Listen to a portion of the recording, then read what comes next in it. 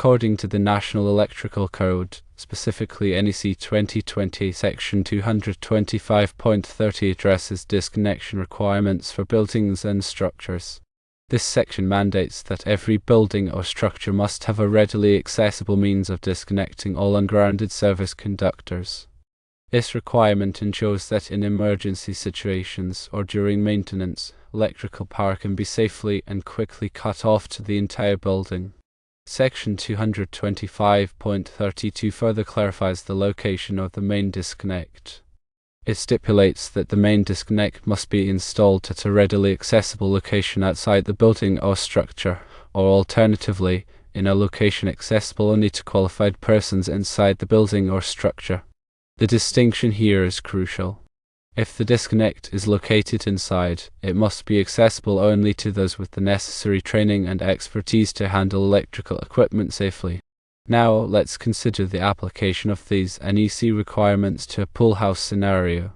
In the specific situation where a pool house has a separate electrical service from the main house, the NEC mandates that the main disconnect for the pool house must be located outside the building.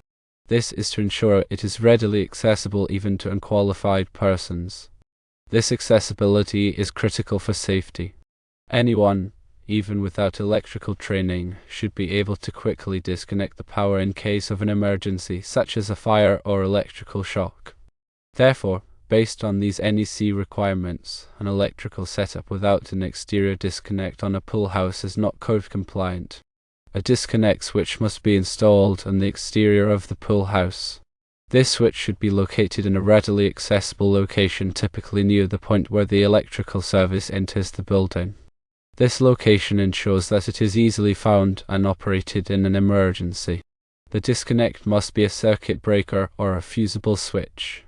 The rating of this disconnect must be appropriate for the service amperage. If the service is 150 amps, the disconnect must be rated for at least 150 amps. Using a disconnect with a lower amperage rating would be a serious code violation and a significant safety hazard. There are also additional considerations to keep in mind. Firstly, a disconnect should be clearly labeled and visible. The label should clearly indicate its purpose, for example, pool house main disconnect. This ensures that anyone can easily identify the switch and understand its function. Secondly, it is important to consider the grounding system. An additional ground rod may be required at the pool house if the grounding system is not continuous between the main house and the pool house. Proper grounding is crucial for electrical safety. It provides a path for fault current to flow back to the source, tripping the circuit breaker and preventing electrical shock. Thirdly, all electrical work should be performed by a qualified electrician. This ensures compliance with all applicable codes and safety standards. Electrical work can be dangerous, and it is essential to have it done by someone with the necessary training and experience. Ignoring electrical codes can lead to serious consequences, including electrical fires, injuries, and even death. Therefore, it is crucial to take electrical safety seriously and to ensure that all electrical work is done in compliance with the NEC and local codes.